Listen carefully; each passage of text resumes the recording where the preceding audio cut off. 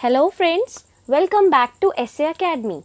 So today I am starting with Social Science syllabus of class 9th and I have started with History जो आप लोगों के accordingly बहुत ही toughest subject है. But video देखिए ज़रा और फिर देखिए हिस्ट्री कितना ईजी हो सकता है. So I have taken chapter 1 the French revolution. French revolution पढ़ने से पहले मैं आपको ये बता दूं कि रेवोल्यूशन का मतलब होता है जब काफ़ी सारे लोग एक पर्टिकुलर टॉपिक के अगेंस्ट खड़े हो जाते हैं और उस पर प्रोटेस्ट करने लगते हैं, उसके खिलाफ लड़ने लगते हैं बाय एनी मीन्स, उसे हम रेवोल्यूशन बोलते हैं. और ये बात ध्यान रखिएगा कि फ्रेंच रेवोल्यूशन जो है वो पूरे वर्ल्ड की लैंडमार्क हिस्ट्री का एक बहुत ही इंपॉर्टेंट इवेंट है.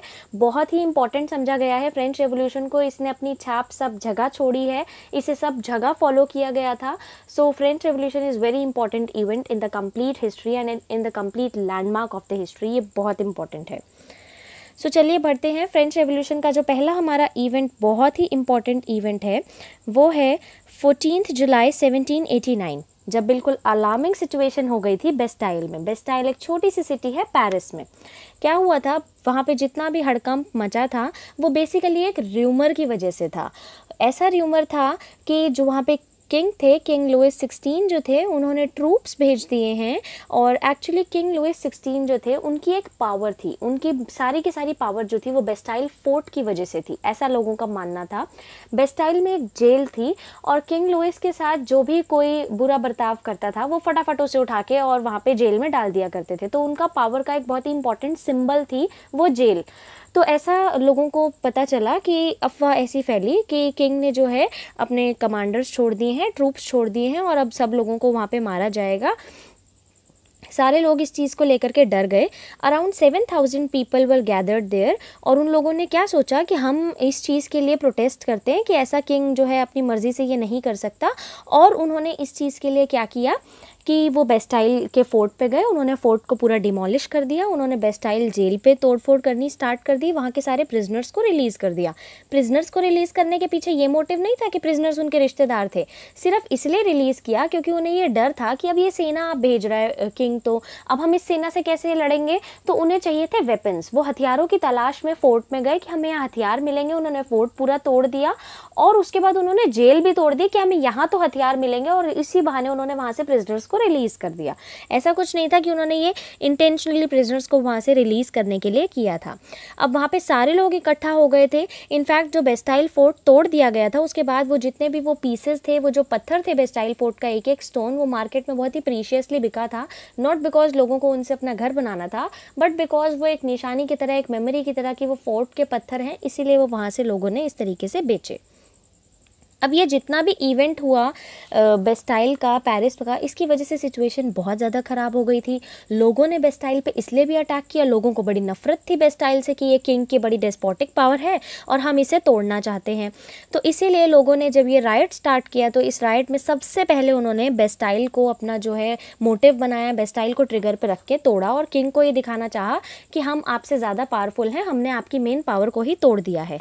बट क्वेश्चन हियर अराइजेस, ऐसा हुआ क्यों? लोगों ने एक इस बात को सुन के कि किंग ने सेना भेज दी है, एक इस र्यूमर को सुन के, इस पे बिना पूरी तरह जांच पड़ताल करे लोगों ने ऐसा क्यों किया होगा, ऐसा क्या था वहाँ पे? यहाँ से आपको पता चलेगा कि फ्रेंच रेवोल्यूशन हुआ क्यों. देखिए क्या था, 1774 में जो हमने बेस्टाइल का इवेंट देखा, ये इवेंट 1789 का था. तो इससे पहले कि आपको मैं बात बताती हूँ कि ये सिचुएशन खड़ी क्यों हुई, ऐसा हुआ ही क्यों. 1774 में लुइस 16 जो कि बोरबोन फैमिली से थे, बहुत टेस्टी बिस्किट है, इस नाम से आप ध्यान रख सकते हैं. तो बोरबोन फैमिली से लुइस 16 थे और उसे किंग बना दिया गया. फ्रांस का एक 20 साल के यंग लड़के को फ्रांस का सारा थ्रोन हाथ में दे दिया गया. और ये तो किया सो किया, फिर उसकी शादी भी कर दी. मैरी एंटोइनेटे जो ऑस्ट्रियन प्रिंसेस थी, उनसे उसकी शादी कर दी गई. अब लोगों का ऐसा मानना था, लोग वैसे भी लुइस 16 को इतना पसंद नहीं करते थे, उन्हें ये लगता था कि ये इसका जो है शासन की तरफ कोई ध्यान नहीं है, ये फ्रांस के ऊपर कोई ध्यान नहीं देता है. और उसके बाद क्या होता है ये देखा गया कि वैसे भी जब लुइस 16 ने रूल स्टार्ट करा उसके हाथ लगी एम्प्टी ट्रेजरी, उसे कुछ नहीं मिला. क्योंकि ऐसा इसलिए हुआ क्योंकि बहुत लंबे समय से लड़ाइयाँ चलती आ रही थी. तो जितने वॉर्स हो रहे थे, इन सब वॉर्स की वजह से फाइनेंशियल रिसोर्सेज सारे के सारे फ्रांस के ख़त्म हो चुके थे. सारी फाइनेंशियल जो इनके पास जितनी संपत्ति थी वो सारी की सारी ड्रेन हो चुकी थी। और उसके बाद फ्रांस जो है बहुत ही बुरी तरीके से फाइनेंशियल क्राइसिस को बियर कर रहा था। इसके साथ साथ और भी क्या प्रॉब्लम्स थी फ्रांस में कि उनके पास इतना बड़ा पैलेस था वर्सेल्स में, तो उसकी मेंटेनेंस के लिए भी खर्चा चाहिए होता है। ये भी एक रीज़न था कि वहाँ पे इतना ज़्यादा पैसा लगता है कि इतनी फैंसी कंट्री थी फ्रांस, बहुत अच्छी सुंदर, तो उसे मेंटेन करने में भी खर्चा लगता है। उसके बाद लुई 16 ने एक बहुत ही दयालु बन के एक और काम किया था।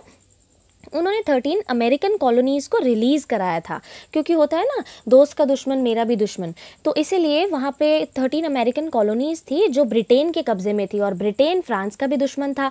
तो इसीलिए लुई 16 ने अपने आप को बड़ा दिखाने के लिए, दयालु दिखाने के लिए वहाँ पे अमेरिकन कॉलोनीज़ की मदद करी, और जब उनको छुड़ाया वहाँ पर लड़ाई हुई तो पैसे वहाँ पर भी खर्च हुए। तो कुछ बिलियन लिवरेज जो थी वो वहाँ की यूनिट था, जो करेंसी, यूनिट ऑफ करेंसी थी फ्रांस की उस टाइम, तो वहाँ पर इतने पैसे वहाँ पर भी लग गए। अब ये कॉलोनीज़ रिलीज़ हो गई, और उसके बाद क्या हुआ कि फ्रांस के पास पैसे नहीं बचे थे। मेंटेनेंस होती है, सारी आर्मी मेंटेन करनी है, ऑफिसेज, यूनिवर्सिटीज़, गवर्नमेंट चलानी है, तो इन सब के लिए पैसा चाहिए। पैसे कहाँ से आएंगे? अब फ्रांस ने क्या किया, पैसे उधार ले लिए। अब और उसके बाद क्या पहाड़ टूट के पड़ा कि जिन लोगों से पैसे, जिन लेंडर्स से पैसे उधार लिए थे, उन्होंने 10% इन पे इंटरेस्ट चार्ज करना स्टार्ट कर दिया। अब 10% इंटरेस्ट देना ही मुश्किल था, इतने पैसे फ्रांस के पास थे ही नहीं। ऊपर से एक और चीज़ क्या हुई, दयालु बन के जो लुई 16 ने अमेरिकन कॉलोनीज़ को रिलीज़ कराया, अमेरिका ने वो पैसे जो लड़ाई में लगे, अमेरिका ने वो पैसे वापस दिए ही नहीं फ्रांस को। तो इसकी वजह से फ्रांस जो था वो ज़्यादा और मतलब 2 बिलियन लिवरेज के डेट में फंस गया, और अब जो था फ्रांस का इस डेट ट्रैप से बाहर निकलना बहुत ही मुश्किल था। तो अब फ्रांस के किंग के पास एक ही ऑप्शन बचा था, और उन्होंने एक ही चीज़ सोची, ऐसा करते हैं टैक्स बढ़ा देते हैं। And this is very nominal. Her government के ऊपर जब प्रॉब्लम आती है तो वो यही सोचते हैं कि चलो टैक्स बढ़ा देते हैं तो जनता से पैसा आएगा और हम कर्जा उतार पाएंगे।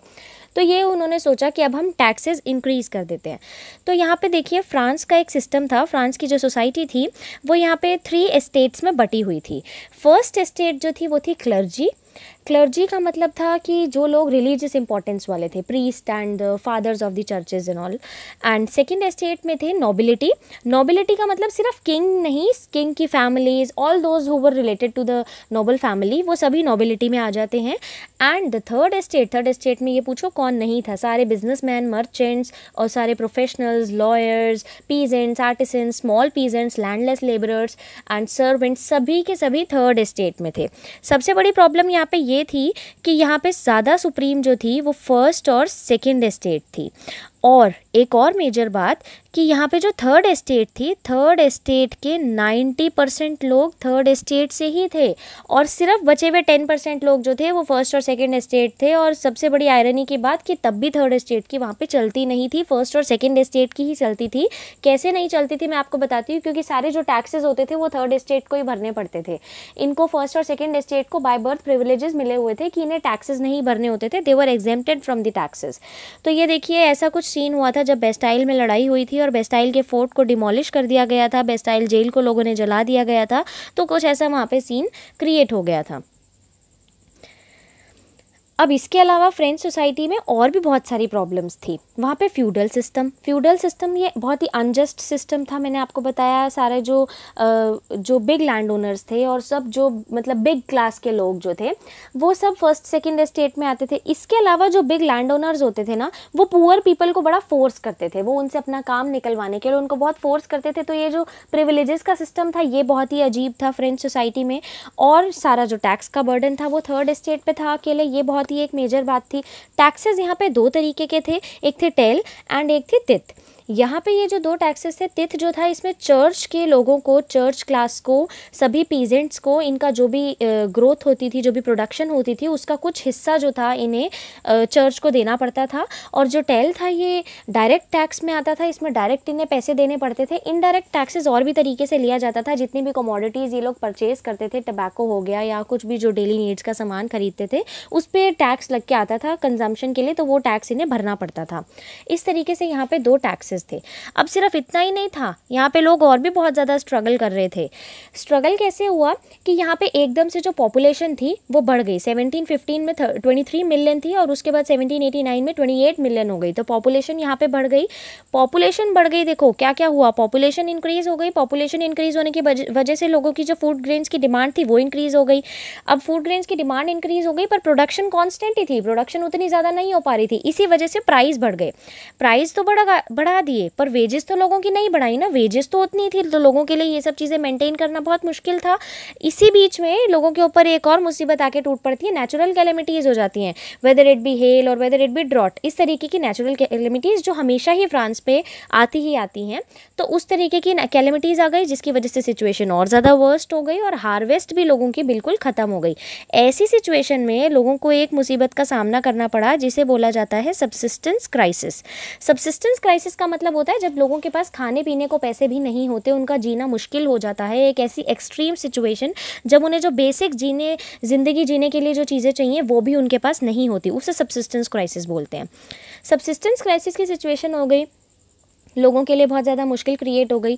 अब इतना सब कुछ फ्रांस में होने के बाद जो मिडिल क्लास के लोग थे वो एकदम जाग के उठते हैं। मिडिल क्लास के लोगों में यहाँ पे काफ़ी कुछ ऐसे भी थे जो पढ़े लिखे थे, उनके पास काफ़ी पैसा था, उन्होंने ट्रेडिंग की वजह से काफ़ी पैसा कमा लिया था और पढ़ लिख भी गए थे। तो उन्होंने खड़े होकर आवाज़ उठानी स्टार्ट करी। ये जो प्रोटेस्ट लिखा है उन्होंने किसके खिलाफ करना स्टार्ट करा कि जो बर्थ से प्रिविलेजेस दे रखी हैं इन प्रिविलेजेस को रोको।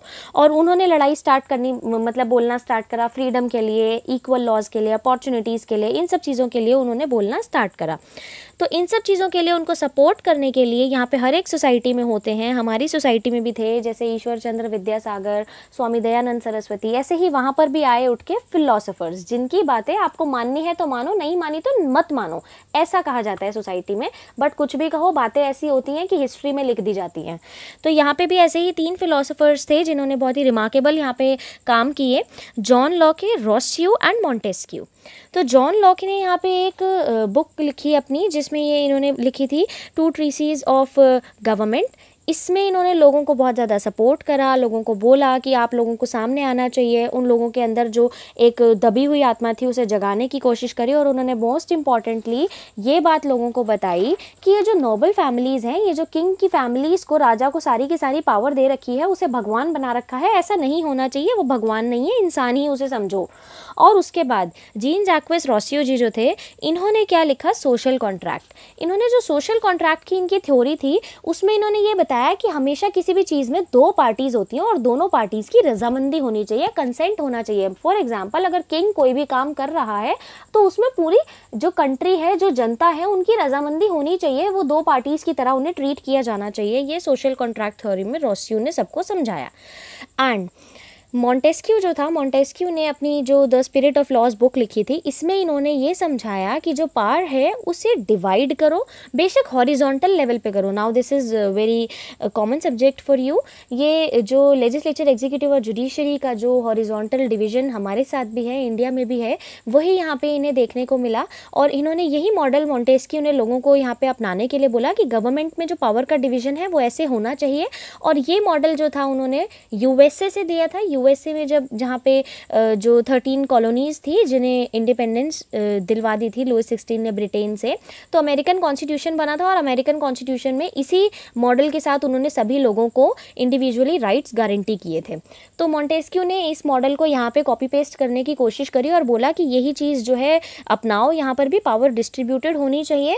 और हर जगह उन्होंने इस चीज़ को फैलाने की कोशिश करी और उसके बाद लोगों ने भी बहुत सपोर्ट करा। ये सारी बातें जो थी लोग करते थे हर जगह, वो कहीं पे भी जाते थे। अब आम जनता कहाँ जाती है, कहीं पे मार्केट में मिलते थे, कहीं पे कॉफ़ी शॉप पे मिलते थे, कहीं पे किसी क्लब में मिलते थे, साथ बैठते थे और इसी बारे में बातें करते थे। बेशक उन्हें किसी फिलोसोफर की बात पसंद आए या ना आई, पर उस बारे में वो बात ज़रूर करते थे। तो इस तरीके से लोगों ने धीरे धीरे डिस्कशंस करना इस बारे में स्टार्ट कर दिया। और यहाँ पर किंग से एक गलती हो गई। पहले तो इतनी सारी प्रॉब्लम्स यहाँ पे दुनिया फेस कर रही है, जीने के लाले पड़े हैं, उनके पास पैसे नहीं है, खाने पीने को कुछ नहीं उन्हें मिल रहा है। उसके बाद किंग ने यहाँ पे सोच लिया कि हम टैक्सेस बढ़ा दें। भाई ऐसे कैसे बढ़ा दें, लोग जी नहीं पा रहे हैं, उन्हें खाने को कुछ नहीं मिल रहा है, आप टैक्सेस कैसे बढ़ा सकते हैं। तो यहीं पे हुआ मेजर जो रीज़न था आपका फ्रेंच रेवोल्यूशन का, वो मेजर रीज़न यहीं से स्टार्ट हुआ। देखिए, I have attached a picture for subsistence crisis, आपको ईजी हो जाएगा और समझने में। देखो, bad harvest, scarcity of grains, कमी हो गई ग्रेन्स की, लगी, फूड प्राइसेस बढ़ गए, और जो पुअर लोग थे अब वो ब्रेड जो था ना वो फ्रांस का स्टेपल फूड था, सब लोग ही ब्रेड ही खाते थे, इंडिया की तरह नहीं था, फ्रांस में बिल्कुल स्टेपल नीड है ब्रेड की। तो इस वजह से फूड को लेकर के राइट स्टार्ट होने लगे, जो लोगों के पास पैसे नहीं थे वो भूखे मरने लगे, उनको डिजीजेज होने लगे, इस तरीके से एपिडेमिक्स फैलने लगी, और धीरे धीरे इसी तरीके से नंबर ऑफ डेथ्स वहाँ पे बढ़ने लगी। तो अब क्वेश्चन यहाँ पे ये खड़ा होता है कि फिर ये आउटब्रेक कैसे हुआ, ये जो किंग से गलती हुई सो हुई, उसने टैक्स बढ़ाने की बात करी, लोगों ने क्या किया, क्या होता है, ये बड़ी एक अमेजिंग बात है। जो ओल्ड रिजाइम था, जो फ्रांस का पुराना स्ट्रक्चर था, इसमें जो मोनार्क होता है, मोनार्क मतलब जो किंग होता है, उसके पास ना टैक्स इम्पोज करने की पावर पूरी तरीके से एक्चुअली में उसके हाथ में नहीं होती। उसको उसके लिए एक एस्टेट जनरल की मीटिंग बुलानी होती है। एस्टेट जनरल क्या होता है, एक पॉलिटिकल बॉडी जिसमें तीनों एस्टेट्स के लीडर आते हैं और वो बैठ के किंग के साथ डिस्कशन करते हैं, और तभी जब सबकी रजामंदी होती है तभी किंग वोटिंग के थ्रू ये प्रूव करते हैं मेजॉरिटी ऑफ वोट्स के अकॉर्डिंगली कि हाँ हम ये करेंगे। तो ये टैक्स किंग ने प्रपोजल दिया कि मुझे टैक्स बढ़ाने हैं, तो इसीलिए एस्टेट जनरल की मीटिंग बुलाई गई, and this is very remarkable and important date, 5 May 1789। तो ये डेट आपको याद रखनी है। और उसके बाद क्या होता है कि किंग ने एस्टेट जनरल की मीटिंग बुलाई इस दिन और प्रपोजल रखा अपना टैक्सेस बढ़ाने के लिए। अब एस्टेट जनरल की मीटिंग में क्या हुआ, तीनों जगह से लीडर आने थे, तो लीडर की जगह वो रिप्रेजेंटेटिव्स अपने भेजते थे। फर्स्ट एस्टेट से तो आए 300 रिप्रेजेंटेटिव्स, सेकंड एस्टेट से भी आए 300 रिप्रेजेंटेटिव्स, सो ओके। अब थर्ड एस्टेट से आ गए 600 रिप्रेजेंटेटिव्स। अब आप लोगों को लगेगा ये तो थर्ड एस्टेट ने तो चीटिंग करी है, 600 क्यों भेजे? नहीं, चीटिंग बिल्कुल नहीं करी है, क्योंकि थर्ड एस्टेट के लोग पूरे फ्रांस में 90% थे और फर्स्ट और सेकंड एस्टेट के 10% थे। 10% लोग टोटल मिलाकर के 600 आ रहे हैं और 90% 600 आ रहे हैं, तो अनफेयर जो पार्ट है वो तो थर्ड एस्टेट की तरफ है। तो 600 लोग वहाँ से आए और इस तरीके से ये सब लोग मिले। जो यहाँ से थर्ड एस्टेट के जो लोग आए थे वो भी सिर्फ एडुकेटेड और प्रोफेशनल लोग वहाँ पे आए थे, क्योंकि थर्ड एस्टेट में भी काफ़ी सारी प्रॉब्लम्स थी, क्योंकि जो वुमेन थी, जो पीजेंट्स थे, जो लैंडलेस थे, उन लोगों के पास किसी तरीके के राइट्स नहीं थे, तो उन्हें आगे आने भी नहीं दिया जाता था, उनका कोई से नहीं था। तो इसीलिए यहाँ पर सिर्फ यही लोग आए थे। अब जब बात हुई, क्या होता है कि इसमें ये रूल था इनके यहाँ पे कि हर एक एस्टेट का 1 वोट होगा, मतलब फर्स्ट एस्टेट जो है वो तो टोटल अगर 300 बंदे आए तो वो 1 वोट देंगे, सेकंड एस्टेट वाले 1 वोट देंगे और थर्ड एस्टेट वाले 1 वोट देंगे। अब ऑब्वियसली तो थर्ड एस्टेट के लोग ज़्यादा हैं और फर्स्ट एस्टेट और सेकंड एस्टेट की तो वैसे ही बनती है, उनकी चलती है पूरी सोसाइटी में, उन्हें कोई दिक्कत होगी ही नहीं टैक्स बढ़ाने से, क्योंकि उन्होंने तो देना भी नहीं है। तो वो क्यों नहीं चाहेंगे कि टैक्स बढ़े, वो तो किंग को सपोर्ट करके कह देंगे कि टैक्स बढ़ाओ और मेजॉरिटी हो जाएगी जब 2 एस्टेट्स के वोट आ गए। तो थर्ड एस्टेट ने यहाँ पे आवाज़ उठाई कि 1 पर्सन 1 वोट का यहाँ पे आप रूल निकालो, क्योंकि ये हमारे साथ अनफेयर है। बट किंग ने इस तरीके से ये रिजेक्ट कर दिया और किंग ने बोला नहीं, मैं ऐसा नहीं करूँगा, और जो है सबकी इस तरीके से ही वोटिंग होगी। और उन्होंने फिर प्रपोजल देने की भी बात करी टैक्सेस के लिए। थर्ड एस्टेट को इस बात पे भाई बहुत गुस्सा आ गया और थर्ड एस्टेट वहीं से उठ के जो है बाहर चली गई कि हमें यहाँ पे मीटिंग करनी ही नहीं है और कोई फ़ायदा ही नहीं है। उसी दिन उन्होंने डिसाइड कर लिया कि अब हम कॉन्स्टिट्यूशन बनाएंगे और अब हम ही करेंगे जो करना है। उसके बाद क्या हुआ, 20 जून 1789 को इंडोर टेनिस कोर्ट में, अब कॉमन बंदे हैं ना, थर्ड एस्टेट है, नॉर्मल लोग हैं, वो कहाँ मिलेंगे, तो वो क्या हुआ, इंडोर टेनिस कोर्ट में मिले और वहाँ पे मिलकर के उन्होंने डिसाइड कर लिया कि हमें तो अब कॉन्स्टिट्यूशन बनाना है। शपथ ले ली, प्रण ले ली कि अब हम कॉन्स्टिट्यूशन बनाएंगे और ये जो किंग की मोनार्की चल रही है इसे हम यहाँ से हटाएंगे। उन्होंने अपने आप को नेशनल असेंबली का नाम दिया। नेशनल असेंबली का लीडर भी चुनना था, तो उन्होंने अपने लीडर्स जो चुने वो मिराबी और अब्बेसियस। ये जो लोग थे ये थोड़े अच्छे लोग थे और ये नोबल और क्लर्जी से ही बिलोंग करते थे, तो क्योंकि इसका मतलब ये नहीं है कि वहाँ सारे बुरे थे, फर्स्ट सेकंड एस्टेट में अच्छे लोग भी थे। तो वहाँ से ये लोग उठ के आए। मिराबियो जो था वो लोगों को बहुत अच्छी अच्छी स्पीचेस देता था और उन लोगों को बहुत समझाता था, अवेयर कराता था। और जो अब्बेसियस था, इन्होंने एक पैम्फलेट लिखा था, व्हाट इज़ थर्ड एस्टेट। इन लोगों की कहीं ना कहीं कोई सिंपैथी थी थर्ड एस्टेट के साथ, लग रहा था इन्हें कि भाई थर्ड एस्टेट लाचार है और थर्ड एस्टेट के साथ गलत हो रहा है। अभी चलो ये तो चल रहा है, इसके साथ साथ पूरे रेस्ट ऑफ द फ्रांस में जो विलेजेस साइड थे वहाँ पे बहुत ही बुरी सिचुएशन चल रही थी। वहाँ पे क्या हुआ, सीवियर विंटर है, और यूरोप में बहुत ही ज़्यादा सर्दी होती है। सीवियर विंटर की वजह से वहाँ पे हार्वेस्ट जो थी वो बहुत ही बेकार हुई। हार्वेस्ट बेकार होने की वजह से ब्रेड नहीं थी, बेकरीज पे लोगों को ब्रेड नहीं मिल रही है, और जो बेकर्स थे वो भी बड़े चालाक थे, उन्होंने होर्डिंग करना स्टार्ट कर दिया, जो थी वो भी नहीं दे रहे थे। उसके बाद जो क्राउड था उसे बहुत ही गुस्सा आ गया और उन्होंने क्या किया, सब लोगों ने ब्रेड शॉप्स पे अटैक करना स्टार्ट कर दिया। इसी बीच में लोगों के पास खबर आती है कि जो किंग है उसने पेरिस में ट्रूप्स भेज दी हैं और अब जो है वो सब लोगों को मरवा देगा। वहाँ पे लोग, जो हमने स्टार्टिंग में इवेंट पढ़ा था बेस्टाइल का कि वहाँ पे 7,000 लोग इकट्ठे हो गए और उन्होंने किंग के इस हमले को, जो कि एक र्यूमर था, उन्होंने ये जवाब देने के लिए कोशिश करी। एक और र्यूमर भी था, एक र्यूमर और था कि लोगों को ये लगा कि अब जो है कुछ लोग आएंगे और वो हमारी फसलें ख़राब कर देंगे। अब लोगों को ये जो फसलों वाला र्यूमर था ये उनको बड़ा ही प्रॉब्लम में क्रिएट हो गया। उन्होंने सोचा कि भाई बैंड्स ऑफ ब्राइगेंड्स आएंगे और किंग ने इन्हें हायर किया है, ये आके हमारी सारी फसलें ख़राब कर देंगे। इस डर में आने के बाद उन्होंने क्या किया, सारे ऑफिस पे अटैक करना स्टार्ट कर दिया, सब जगह तोड़फोड़ करनी स्टार्ट कर दी और उन्होंने जितने भी लोगों के ये जो फ्यूडल डॉक्यूमेंट्स थे सारे ऑफिशियल्स के, वो सभी डॉक्यूमेंट्स ख़राब कर दिए और सब जगह उन्होंने तोड़फोड़ कर दी, ऑफिस पे अटैक कर दिए। इतनी सारी सिचुएशन ख़राब होने के बाद अब लुइस 16 जागा, उसे लगा कि नहीं अब ये मेरे से कंट्रोल नहीं हो पाएगा, सब जगह तबाही मच जाएगी। तो उसने नेशनल असेंबली को रिकॉग्नाइजेशन दे दी। नेशनल असेंबली को रिकॉग्नाइजेशन देते ही यहाँ पे ये डिसाइड हुआ कि now France has become a constitutional monarchy. Constitutional monarchy का मतलब होता है कि मोनार्क तो रहेगा, राजा का रूल रहेगा, बट वो कॉन्स्टिट्यूशन के हिसाब से चलेगा। कॉन्स्टिट्यूशन बनेगा और कॉन्स्टिट्यूशन के रूल्स रेगुलेशंस राजा भी फॉलो करेगा। तो अब लोग यहाँ पे खुश थे और लोगों के हिसाब से अब खुश क्यों नहीं होंगे, क्योंकि फ्यूडल सिस्टम अबॉलिश हो गया, टैक्सेस की प्रथा खत्म हो गई, चर्च के पास जितना लैंड था वो कॉन्फिस्केट कर लिया गया। तो थर्ड एस्टेट के लोगों ने कुल मिलाकर के लड़ाई करके और जितना काला धन सारा फर्स्ट सेकंड एस्टेट के पास पड़ा था उन्हें खींच लिया। और अब सब लोगों ने जो है यहाँ पे एक ऐसा अपने पास एक काफ़ी बड़ा सिस्टम इंट्रोड्यूस कर लिया जिसमें उन्होंने कॉन्स्टिट्यूशनल मोनार्की एक तरीके से खड़ी कर ली। अब यहाँ पे जुडिशरी, एग्जीक्यूटिव और लेजिस्लेचर का सिस्टम भी इन्होंने इंट्रोड्यूस किया। मैंने आपको अभी पीछे बताया था कि थर्ड एस्टेट में वुमेन और पीजेंट्स और जो लैंडलेस थे इनके पास राइट्स नहीं थे। तो यहाँ पे एक्टिव और पैसिव सिटीजन में ये दो में बटे हुए थे। जो एक्टिव सिटीजन होते थे उन्हें वोट करने का अधिकार था, पर एक्टिव सिटीजन बनने के लिए भी तपस्या करनी पड़ती थी। कैसे? एक तो सबसे पहली बात, आप आदमी होने चाहिए, दूसरे आप 25 साल की एज से ऊपर के होने चाहिए, तीसरे आप उतना टैक्स पे करें जितनी एटलीस्ट एक दिन की मतलब 3 दिन की एक लेबरर की वेज हो, उतना टैक्स आप पे करते हो, तभी आपको एक्टिव सिटीजन का स्टेटस मिलेगा। तो ये भी बड़ा मुश्किल काम था एक्टिव सिटीजन बनना। उसके बाद जो पैसिव सिटीजन होते थे, मतलब जिनके पास कोई वोटिंग राइट नहीं होता था, इसमें होते थे विमेन, चिल्ड्रन और जो 25 साल से बिलो यूथ होते थे।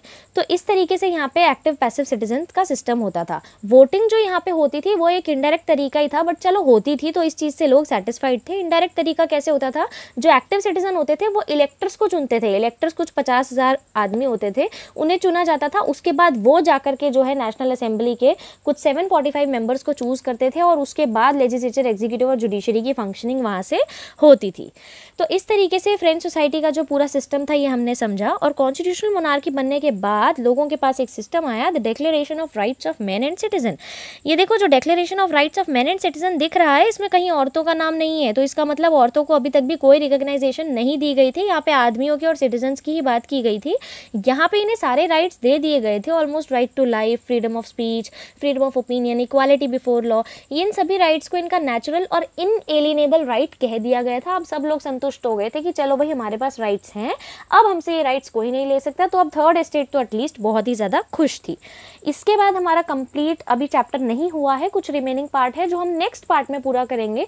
इससे पहले मैं आपको कुछ क्वेश्चंस दे रही हूँ। ये क्वेश्चंस आपको मैं आंसर्स नहीं बताऊंगी और ये क्वेश्चंस जिसको भी आते हैं, जिन्हें इस एक्सप्लेनेशन के थ्रू ये समझ आ गए हैं, उन्हें इन क्वेश्चंस का आंसर कमेंट बॉक्स में देना है। नेक्स्ट लेक्चर की स्टार्टिंग में जो फ्रेंच रेवोल्यूशन का कॉन्टिन्यूशन होगा उसमें मैं आपको इन क्वेश्चंस के आंसर्स बताऊंगी। जिनको भी इन क्वेश्चंस के आंसर्स आते हैं वो इन्हें कमेंट बॉक्स में आंसर कर सकते हैं। So king Louis 16 belong to which dynasty of kings, इसका नाम आपको इनमें से चूज करके बताना है। डोंट फॉरगेट, मैंने बताई थी आपको निशानी, बहुत ही टेस्टी है। In the context of France, what is tithe? Tithe क्या होता है? I told it to about you. Then in the context of France, the fall of Bastille took place on which date? मैंने specially बोला था ये बहुत important date है, तो इसे ध्यान रखना है आपको। The book the two treatises of government was written by whom? Mark कीजिए। And the spirit of laws was written by whom? तो ये चीज़ जो है आप लोगों को कमेंट बॉक्स में इसके आंसर्स बताने हैं। नेक्स्ट लेक्चर में मैं आपके साथ स्टार्टिंग में ही मैं आपको सबसे पहले इसके आंसर्स बता दूंगी और उसके बाद नेक्स्ट लेक्चर में हम इस पूरे चैप्टर को कंप्लीट कर लेंगे। सो आप जज कीजिएगा कि हिस्ट्री कितनी डिफ़िकल्ट है, क्योंकि अगर हम इस तरीके से एक स्टोरी बना करके और इंटरेस्टिंग वे में हिस्ट्री को पढ़ेंगे तो it is not at all difficult man, believe me. Follow कीजिए इस चैनल को, सब्सक्राइब कीजिए मेरे चैनल को, वीडियोस को लाइक कीजिए, शेयर कीजिए, comment below with your suggestions and questions any time. और फॉर डिटेल्ड नोट्स आप मेल कर सकते हैं, मेल आईडी जो है नीचे लिंक के साथ दी गई होगी, तो आप उसमें मेल कर सकते हैं, तो आपको डिटेल्ड नोट्स मिल जाएंगे। And please don't forget to press the bell icon ताकि आपको अपडेटेड वीडियोज़ मिलती रहें। Thank you for watching friends.